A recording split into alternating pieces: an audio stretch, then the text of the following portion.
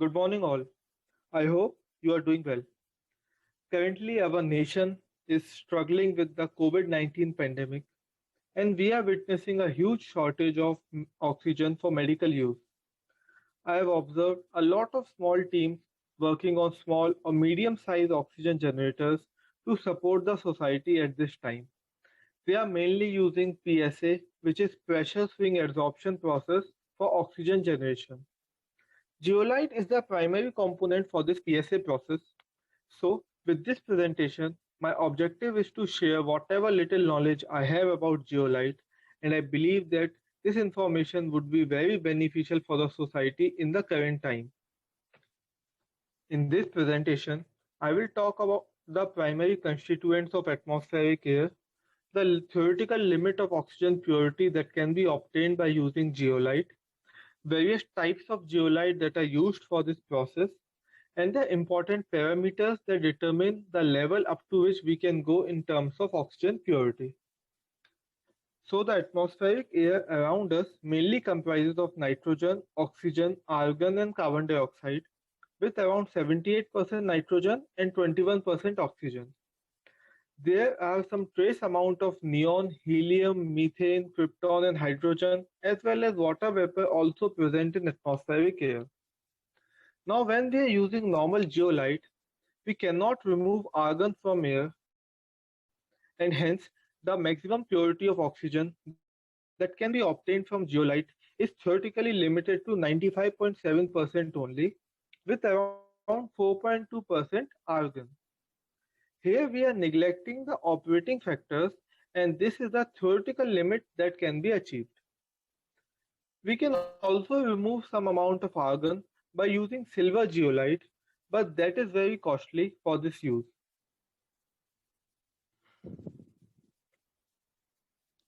Now let's talk about what basically is a geolite. So, geolites mainly have sodium, oxygen, aluminium and silica in their crystal structure with sodium and aluminium bonded together. They have pore openings where gas molecules get trapped due to size difference. There are other adsorption factors also, but we will not talk about them in this presentation because that will make it very technical. Now 4A is the very common geolite with a pore opening of 4 angstrom. It is a sodium-based geolite and sometimes called the parent geolite because other types of geolite can be formed by exchanging sodium present in 4A geolite.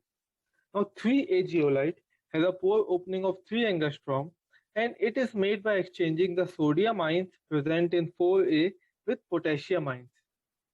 5A has a pore opening of 5 angstrom and is made by exchanging sodium ions by calcium ions. 13X is also a sodium-based geolite, but its crystal structure is significantly different from A-type geolite. It has a pore opening of 10 angstrom. If we will look at the composition of a 13X geolite powder, we will find that it contains around 22.9% silicon, 17.55% aluminium, and around 13.41% sodium. Now, silica to aluminum ratio in a geolite is very important with respect to oxygen production, mainly because it determines the amount of exchangeable sodium ions present in the geolite. Here in the geolite powder, the ratio is around 1.3. However, when we prepare pellets out of this powder, we have to use a binder which increases the ratio to 1.4 or 1.45 because of the silica present in the binder. If we talk of the main geolites that are used for oxygen concentrators for oxygen generation, we see that CaA, which is a calcium-based 5A geolite, is very commonly used. Apart from this, NaX, which is a sodium-based 13X geolite, CaX, which is a calcium-based geolite formed by exchanging sodium ions present in 13X with calcium ions, and LiX, which is a lithium-based geolite formed by exchanging sodium ions present in 13X with lithium ions. So these are some of the most common geolites that are used for oxygen concentration. In this slide, I have shown some of the important adsorption characteristics of various zeolites that are commonly used for oxygen concentration. Here, K is the Henry law constant, and in the last column, we can see the selectivity, which is a very important parameter in determining the level of oxygen purity that can be obtained from a zeolite. We will talk about this selectivity later in the presentation. Now, the bead size of the zeolite is a very important parameter in determining the performance of the zeolite for gas adsorption. Now, adsorption is a surface phenomena. Hence, we require very large surface area for adsorption to be effective. Smaller the bead size is better because it gives us a large surface area. But the drawback is there is very high pressure loss across the column with smaller size. But this pressure loss can be compensated by using high pressure at the inlet. So the preferred bead size for the medical level oxygen purity is less than 1 mm. Higher bead size will not give desired purity because of the possibility of channelization and the lesser surface area available for adsorption. The silica-aluminum ratio is another very important parameter that determines the performance of the zeolite. So for nitrogen adsorption in X-type zeolite, lesser silica-aluminum ratio is preferred. If we look at the elemental composition in a lithium exchange zeolite, we'll see that the silica aluminum ratio is around 1.01. With the lower silica aluminum ratio, the amount of aluminum in the zeolite increases, and along with it, the amount of exchangeable sodium ions also increases, which allows for better oxygen purity. Moving on with the important parameters, heat of adsorption is another very vital parameter that determines the level of oxygen purity and effectiveness of zeolite. As zeolite are very bad conductors of heat, and adsorption being an exothermic process, the temperature of the bead will significantly increase due to adsorption. The increase in temperature will reduce the adsorption of nitrogen, thus diminishing the performance of zeolite. The preferred order with increasing heat of adsorption is as follows. It's the lowest heat of adsorption is with LiLsX, which is basically a lithium low silicon X zeolite, then sodium X zeolite, calcium A zeolite, calcium low silica X zeolite, and calcium X zeolite. Now, as we require low heat of adsorption, so lithium and sodium based X zeolite are the preferred zeolite for oxygen production. Now, as we move towards selectivity, selectivity is basically the ratio of Henry law constant, and it represents the extent of preferential adsorption of nitrogen over oxygen at a given pressure.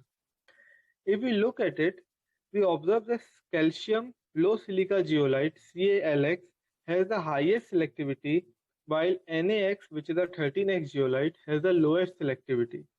But selectivity is not the only parameter, because the high selectivity of calcium-based zeolite is offset by the high heat of adsorption. So, by comparing and considering both the parameters, lithium X zeolite and sodium X zeolite are the preferred choices for oxygen generation. So if we talk of lithium zeolite, they are basically made by passing lithium salts of a known concentration through a column containing 13X zeolite. Now here the lithium replaces sodium in the 13X zeolite, and the extent of this replacement is very important from nitrogen loading as well as selectivity point of view. Now considering the cost of lithium salts present in our country and the amount of energy required for this exchange process, we observe that the imported substitutes for the lithium zeolite are much cheaper than the lithium zeolite. Now this figure is from the zeolite handbook, And if we see that by increasing the extent of zeolite exchange up to 70%, there is no significant change in nitrogen loading. But beyond 70%, there is a linear change in nitrogen loading. That is, higher is the lithium exchange, higher will be the nitrogen loading, which is better for the zeolite performance in oxygen generation. Also, if we see in this figure, the nitrogen to oxygen selectivity in a lithium low SX zeolite, it increases up to 10 as we increase the nitrogen to aluminum ratio in the 13x zeolite. But if we look at the availability and price point of view, lithium zeolites are presently imported and are 5 to 6 times more costly than the 13x zeolite that is available indigenously. Now, as 13x zeolite of 0.8 mm or less is indigenously available, that would be better to use, but the bed size and operating pressure with 13x zeolite would be significantly higher than the lithium zeolite. The other important factor for zeolite selection is bed separation factor. It is basically the ratio of amount of adsorbent to the amount of product gas per cycle. If we set the bed separation factor and energy of separation of sodium zeolite as 1, we see that for the calcium X zeolite, it is significantly higher, while for the lithium X zeolite, it is lower, which means the lithium X zeolite would always result in a smaller portable unit, and also the operating cost would be lower. But at the same time, we need to ensure the availability of lithium X zeolite, which is a bit difficult in our country. The quality of dry air or the quality of input air significantly affect the performance of a zeolite bed because zeolites are highly hydrophilic in nature and they absorb significant amount of moisture. Now, as they absorb moisture, the Henry law constant for nitrogen significantly reduces. It with around 5% moisture loading, the Henry law constant reduces to around 80%, due to which the performance is severely affected. Hence, dry filtered air should always be used for oxygen generation to prevent zeolite from absorbing moisture available in the input air. It is always advisable to use a moisture coalescer and separator before the zeolite bed. This saves zeolite from moisture and ensures its functionality and enables us to produce high purity. Oil is another poison for zeolite, and it will again significantly reduce the adsorption capacity of the zeolite drastically, and it will also damage the zeolite completely. So, to prevent oil from damaging the zeolite, an oil-free compressor with an activated charcoal pre-filter should always be used to protect the zeolite. Now, the oxygen concentrators that use lithium or sodium-based zeolite, they cannot go beyond 95% purity of oxygen because argon cannot be adsorbed by these zeolites. To increase oxygen concentration further, we need to use silver zeolite at the top layer of the column. Silver zeolite selectively adsorbs argon from oxygen and argon mixture and can increase the oxygen purity to around 98%. But the negative side is silver zeolites are very costly, which is mainly because of the weight percent of silver in zeolite being around 37%. It is only used when extremely high purity oxygen is desired. 90 to 95% oxygen is sufficient for medicine. So moving to the end of the presentation, I again want to reiterate that the objective of this presentation is to share whatever little knowledge I have about zeolite, which will be very helpful for the people who are developing small to medium sized oxygen concentrators to support the society in the current COVID time. Currently, as the society is facing huge shortage of oxygen supply, it will be very helpful if we can substitute for that oxygen using our oxygen concentrators. So that is it from our side. Thank you very much. And you can always connect with me on the email ID given here. I would be very happy to help. Thank you.